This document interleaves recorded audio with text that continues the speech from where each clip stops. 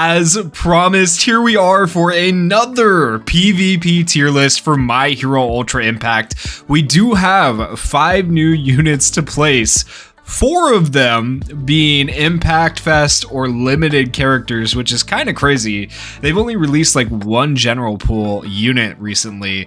So we're going to be placing all 5 of these characters into the PvP tier list. But before we do that, we do need to move around some of the other characters. And this might be one of the more controversial tier list changes that I've done in a hot minute, because the addition of some of these new characters has made people very uncertain about like which characters are good and which characters are meh now and stuff like that. So I'm gonna try to be fair to everyone's opinions here, but just keep in mind I can't satisfy everybody, right? But shout out to everybody who contributed in the chat on Discord when I asked for PvP tier list help. Thank you guys so much for your input, for voting on the polls of where characters should be placed. It means a lot. And hopefully this tier list will reflect how the community feels to some degree, all right? So with that said, the first character that I am going to move, and this one I wouldn't say is controversial, okay? I think a lot of people will just agree with this one. It's actually going to be this Kamari right here. Kamari is an insanely good tank.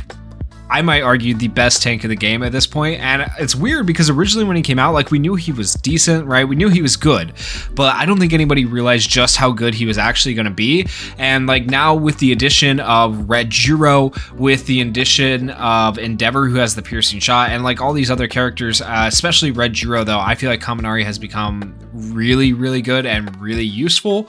And I know a lot of people are running him just in general as a tank for many different types of teams, right? So he's just a really good character. Now, besides that Kamari, I do have a few more changes here. So the first one is going to be Night Eye. Night Eye, this one may be one of the more controversial ones, but I'm going to move him up, okay? The reason being is because now that we have more pro heroes in the game, like we have Hawks, like we have Aizawa, like we have Endeavor now, it's more reasonable to run Night Eye on a pro hero team, and the stuff he brings to the team is actually really insane with having buff block and the AoE stun and barriers. Like, he does a lot for your team, and he's actually a pretty decent character. And on top of that, I think if I'm looking at this right, I'm pretty sure he is the only free-to-play unit this high on the tier list, so I feel like we should have at least one free-to-play unit in double S tier. So keep in mind, this tier list is not ordered, so just because I have him down here at the bottom does not mean Uraraka is necessarily better than him. Uraraka is not necessarily better than Jiro. These are just characters in general. All these characters are in double S tier, and I'm not saying which one's better than the other, because that would be honestly nearly impossible. It'd be very hard to do. Now, besides Night Eye, we do have to talk about hiding characters in general. Now, I did have a few people argue that all hiding characters should be moved down a tier because of the addition of Endeavor, right? Endeavor literally just destroys hiding teams, but here's the thing.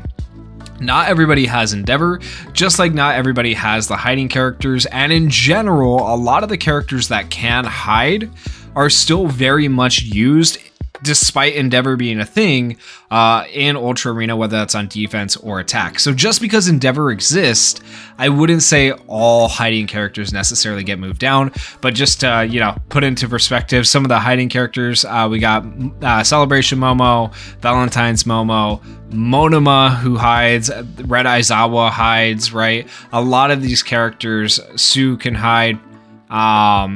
A lot of these characters can potentially hide. Green Fantasy Sue hides from the start of battle, like she actually is. She should probably, I am actually going to move her down. She's fallen off quite a bit, and especially with the addition of Endeavor. It was already kind of iffy her being up there in S tier. I feel like she does actually go down to A tier. So while I'm not moving all hiding characters down, there are a few that are going to move down. Okay, so that's the point of this. I'm going to try to like meet in the middle here. And so we're going to move Green Sue down. We're also going to move Monoma down. I don't think really too many people are using Monoma. I haven't personally seen Monoma at the level of arena I'm in with the the arena matches I've been doing, and people who are up in legend rank definitely don't see Monoma. So I am going to move him down at least to S tier. I do still think he has great uses. I think he's a very decent character. He's just not really as good of a choice as some of the other character choices right now, especially when it comes to being like a tank. He's a tank who can draw and drop aggro. People are, going to choose Kamari over Monoma if they have him. The one good thing Monoma has going for him is he is a general pool unit, whereas Kamari is not, right? So that still makes him very useful, but I don't think he'd be my top pick in terms of tanking. I think I would still choose like Hawks, or I'd choose Kamari or some of these other characters up here for tanking purposes. Compress is an interesting character. I almost want to move him down, but I'm kind of torn on Compress because he does have the AoE defense down and he has the button. Yeah, I really can't move him down. Having the AoE defense down, you can use that like with Endeavor too as well, or other characters who have defense down, and it's just too good. And the AoE bind chance is too good. Granted, his healing, I feel like, is kind of lackluster in the grand scheme of how much damage characters can do now and how much healing they have now, like with the addition of, once again, Jiro and Endeavor, in my opinion, being the two biggest game changers out of these 5 characters. So overall, I'm going to leave him in double S tier for right now, but I think there is potentially an argument in the future to move Compress down to S tier. And then now this is not a hiding character, but like, I don't think anybody's going to argue. Red Ida has fallen off significantly, right? So if Sue's down here in A tier, I would say Ida definitely goes down to A tier as well, because he has most definitely fallen off quite a bit and he's not nearly as good as he used to be. And then last but not least, I do want to address Celebration Momo to a degree. A lot of people have said she's fallen off, especially with being countered by Endeavor. I definitely agree. Like, it's so much easier to get around Celebration Momo teams now than it has ever been before. But that being said, if somebody doesn't have Endeavor, they're going to have a very hard time still dealing with Momo, and she's still very good, right?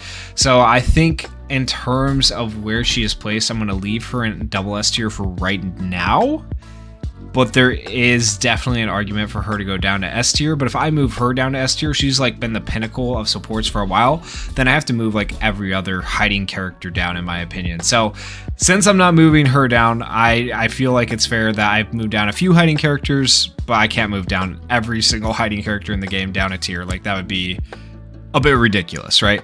I mean, maybe eventually if they add more characters like Endeavor, if more characters like Endeavor come out, even one more, I would say then, yeah, that's going to pull her out of meta for sure. But the fact that there's only one character that can do what Endeavor does right now, I think that means that these characters get to stay in the tier they're at, currently at least. Okay, so that's all the characters I was going to move around who were already placed into the tier list. Now we need to talk about the new characters. So I did have people complete polls for me on where characters should go.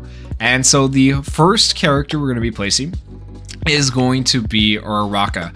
So I had about 20 people vote, and out of those people who voted for Uraraka, it seems like it was actually almost split, but the majority of people, this is kind of wild to me, said that Uraraka goes into A tier. Now, I can't overrule these if I want, but like, if I'm being honest, I don't feel like she's much better than like Red Bakugo here. She's okay. I mean, I would probably put her, like, if I was putting these in order, towards the top of A tier to a degree, right? She's very decent, but I don't know about S tier, man. Look at these characters up in S tier. Is she S tier worthy? I don't really know about that. Like, she's okay. She's not that great, in my opinion. Next up, we have the new Summer Jiro, or Summer Festival Jiro, Music Festival Jiro, whatever you want to call her, right? And overwhelmingly, out of about the 25 votes we had, everybody, for the most part, with the exception of like 3 or 4 people, said that Jiro goes into S tier. She is sub-meta. So she is a very good support, right? Really good for red teams, really good for just teams in general. A very, very solid character. I actually wholeheartedly support this, and I don't think she's quite as good as some of the other characters up above. Not as much versatility for multiple teams. Like, any of these top characters, I feel like can be thrown onto any team and be good. Her, not so much. And then actually, while I'm thinking about it, I know some people got mad at me last time I put this Todoroki in double S tier. I just want to address this really quickly. While yes, he may not be as good on defense because you can counter him with like Fantasy Aizawa, this guy is still freaking ridiculously broken. Like, he is so good on attack, and he can make so many teams work that just shouldn't work otherwise. So I am going to leave him in double S tier before anybody comes at me and says he should have moved down, okay? And then really quickly on Nijiri here, Pike Nijiri, some people had said Pike Nijiri needs to go down. For now, you know, triple AoEs, like, is it triple AoEs? At least double, I don't remember. But she has piercing shot, and she's really, really good damage, multi-hit attacks, like a very solid character. So for right now, I'm going to leave her in S tier, but maybe in the future there is an argument there to put her down to A tier. All right, back to the actual new characters though. So next up we had Shinso. Shinso is a general pool unit that is interesting. He doesn't do a lot of damage. He does a lot of support, but support in a weird way, but he's still decent. I can't say he's as bad as some of the characters on this tier list when it comes to PvP, right? He has status elements and a lot of other good things to offer for the team. So for that reason, Shinso has been voted into A tier. Just as an overall solid character, I definitely agree with that. Biggest problem with him is he's just a little bit lackluster in damage, and so he's a little bit harder to fit onto teams.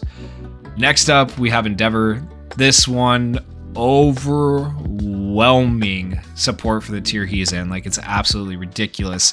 And I just remember people being like, he's not going to be that good. Like, or at least one person in particular, like, he's broken. He's literally he is like one of the best characters in the game. He is absolutely insane. Triple AoEs, piercing shot, bullseye. Like, it doesn't get much better than that. He's very, very good. And so we're going to put Endeavor into SS tier. He may be lacking a little bit on defense. That's his biggest problem. And dealing with status ailments, the two biggest problems right there, dealing with status ailments and not being as good on defense. But when it comes to offensive attack, he does some of the most damage in the game, and dealing with status ailments can easily be left to other characters on your team, so it's not that big of a deal. He can't do everything, right? So he is an insane damage dealer. Out of the 26 votes, 23 people voted to put him in double S tier. So there you go. Definitely in double S tier for Endeavor. And then last but not least, we have Toga. This was probably the most mixed bag of votes out of them all. 26 votes for Toga. And we had 2 votes for double S tier.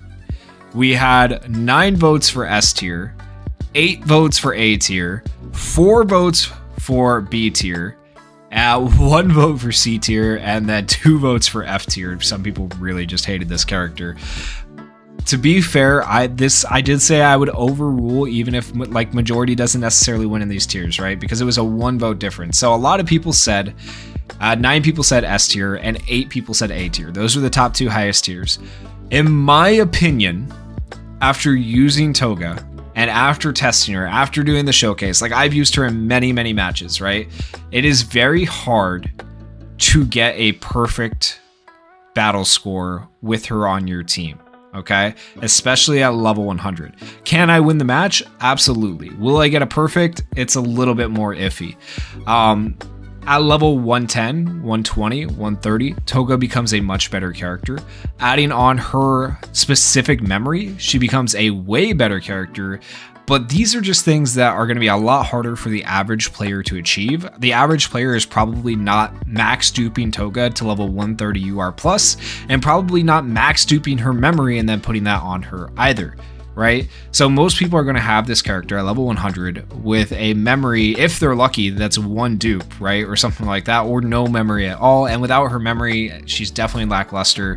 Remember, her Bloodthirsty works on the idea that she is above 50% health. So at level 100, she very easily drops below 50% health. And when that happens, she becomes a kind of dookie character. So because at level 100, I think she is not as usable as like Endeavor. Endeavor's just good all the time in comparison for new units, right? He's just good all the time. Toga, who can be bad part of the time, I feel like does go into A tier, at least for right now. But keep in mind, this is a general tier list, assuming like these characters are playable by most people at like level 100, right? This is not saying that max UR plus level 130 for whales, this is where these characters rank. This is a general PvP tier list for the entire player base. So Toga, I would say goes into A tier because generally the player base is probably not going to have 130 UR plus. However, if she was 130 UR plus, that's an easy S tier for me. I still wouldn't put her in SS, but that's an easy S tier for me because I think she is actually really good. The recovery block is solid. Man, if the recovery block was guaranteed, I could put her in S tier. I'd be okay with it. But the fact that it's not guaranteed kind of sucks, okay? I mean, it's nice when it procs. Like, it's really nice when it procs, but I wish it was guaranteed. So overall, that is the new PvP tier list. Let me know if there is anybody from the original units that were already placed that I missed that you think should be moving up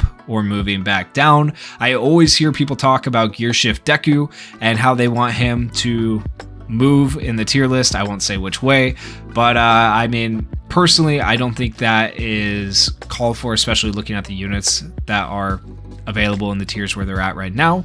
But if you guys do have an opinion, I do read the comments. I am always open to hearing the opinions because this is, you know, the goal is to make the most accurate community tier list possible. And so if you guys want to drop those in the comments, let me know who should have moved up, who should move down that I didn't move, and then also let me know what you think of the placements for the new characters. And next time, if you guys want to get involved with voting for the tier list, make sure you join my Discord linked in the description below.